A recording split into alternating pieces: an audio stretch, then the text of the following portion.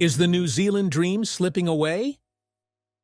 New Zealand, famous for its postcard-perfect landscapes, laid-back culture, and strong sense of community, has long been viewed as a place where life could be simpler, safer, and more fulfilling.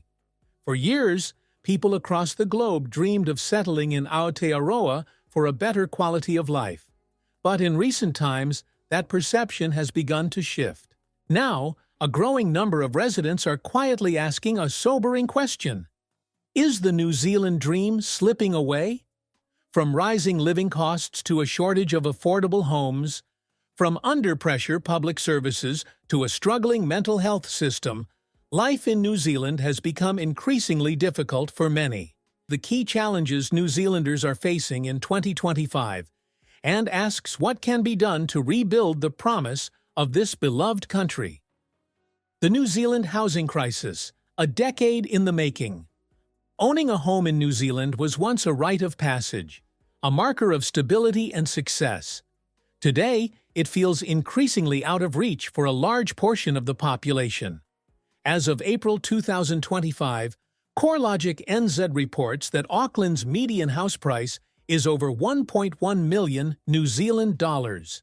Even nationally, the median sits at 781,000 New Zealand dollars. While some markets cooled slightly in 2023, housing prices in many areas remain 11 to 17% higher than they were a decade ago. Regions once considered affordable, such as Invercargill and Wanganui, have experienced significant price increases. This affordability crisis is driven by a combination of factors: slow land release, restrictive zoning, building consent delays, and a lack of skilled construction workers. On top of that, foreign investment and speculative buying have added further strain.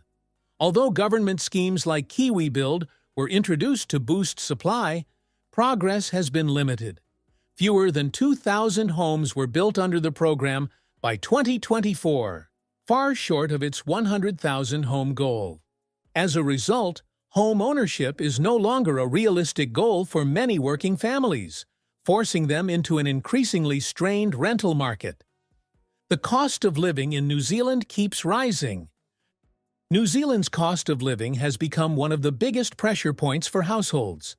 Essentials such as food, energy, fuel, and household goods have seen significant price increases over the past 5 years. Groceries, in particular, are now among the most expensive in the developed world. A recent report by Consumer NZ confirmed that food inflation peaked at 12.3% in 2023. On average, households spent 1,560 New Zealand dollars more on groceries than the year before. Basic items, like milk, bread, and vegetables, have seen sharp price hikes. For example, a head of lettuce can cost 5 New Zealand dollars or more, while a liter of milk may cost between 3 and 4 New Zealand dollars. Fuel prices have also spiked in recent years. In some regions, petrol exceeded 3 New Zealand dollars per liter during the height of inflation in 2023, placing additional strain on families, particularly in areas with limited public transport.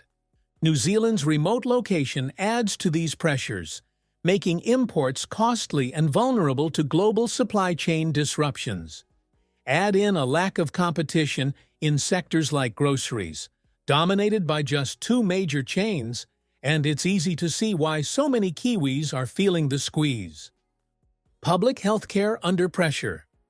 New Zealand's public healthcare system has traditionally been a point of pride, offering universal access and a sense of security. But today, the sector is under growing strain. Emergency departments are reporting wait times of over 8 hours in some regions. The shortage of healthcare professionals, particularly nurses, GPs, and midwives, is worsening, especially in rural and underserved areas. Small towns in the South Island, for example, sometimes have no full-time doctor for miles. The merger of district health boards into the national body, Aotearoa, aimed to streamline services, but the transition has been bumpy. While funding has increased, the impact has yet to be fully felt on the front lines. Staff burnout, long wait lists, and patient dissatisfaction remain major challenges. On top of this, adults often must pay out of pocket for essential services like dental care, physiotherapy, and specialist appointments, making them inaccessible for many. Without timely interventions, minor health issues can become serious, further increasing strain on the system. Wages aren't keeping up with expenses. While inflation has raised the cost of goods and services, wages in New Zealand have struggled to keep pace. According to data from Statistics New Zealand, real wages have grown by less than 1% annually over the past 5 years when adjusted for inflation. Sectors like education, healthcare, and social services are particularly affected. Workers in these fields often describe taking on extra shifts or second jobs just to stay afloat. Meanwhile, the rise of casual employment and the gig economy, especially among young people, has introduced even more financial insecurity. Jobs in delivery services, ride-sharing, and freelance sectors often lack sick leave, job protection, or career progression. This means that even full-time employment is no longer a guarantee of financial stability. Families with 2 working adults still find themselves living paycheck to paycheck, while savings and investments become secondary concerns. Renting in New Zealand, a crisis of its own. The rental market, once a safety net for those priced out of home ownership, is now its own source of stress. In 2025, a modest 2-bedroom flat in central Wellington or Auckland can cost between $700 and $750 New Zealand dollars per week. Despite the introduction of the Healthy Home Standards in 2019, many rental properties remain damp, cold, and poorly insulated. Tenants often report problems like mold, leaks, and inadequate heating. While legal protections exist, enforcement is inconsistent, and renters often feel powerless to challenge negligent landlords. Rent bidding remains a concern in competitive markets, where landlords invite tenants to offer more than the advertised price. This has further distorted rental costs, making it harder for low- and middle-income families to find stable housing. Mental health services are falling behind. Mental health has become a pressing national issue. While awareness has improved and stigma has decreased, the availability of services remains limited, particularly outside major cities. The Ministry of Health reports that suicide rates among youth and Maori populations remain high compared to other OECD countries. In many cases, individuals in crisis wait weeks for counseling or psychiatric support. In rural areas, they may be seen by police officers rather than trained mental health professionals due to staffing shortages. School counselors are overburdened, and university students often have to wait long periods for therapy. The system is simply not built to handle the growing demand, despite increased government funding and public concern. Mental health professionals are calling for more culturally inclusive care, better regional access, and long-term investment in early intervention and community-based services. Young people are leaving and not coming back. Perhaps the most telling sign that the New Zealand dream is slipping is the rise in outward migration. In the year leading up to June 2024, over 131,000 people left the country, marking a record level of departures. Alarmingly, more than 40% of those leaving were under the age of 30. The motivations are familiar: high living costs, unaffordable housing, and limited career advancement opportunities. Some young New Zealanders are choosing to start families or buy homes abroad, where their income stretches further and the cost of living is more manageable. This trend is not just about individuals making personal choices.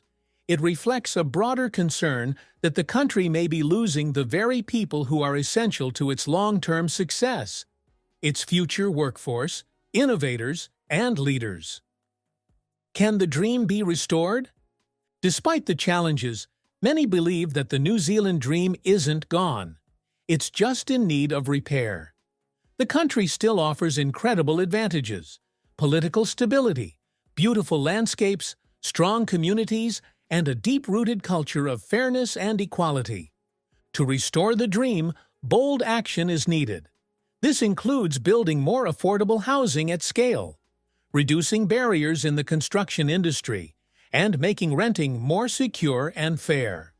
Supermarket competition must be increased to ease grocery costs, and public transportation and renewable energy options expanded to reduce household expenses.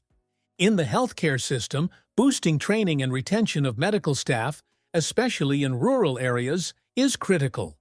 Mental health care must be prioritized as a public health issue, not an afterthought. And finally, wage policies need to reflect the true cost of living, ensuring that work is rewarded with stability and dignity. The New Zealand dream hasn't vanished, but it's under pressure. For many, rising costs, housing challenges, and service shortfalls are making daily life harder. With bold reforms and renewed focus on affordability, health, and equity, Aotearoa can still be a place where dreams are built, not left behind. Thank you for watching this video. Please don't forget to subscribe and turn on the notification bell.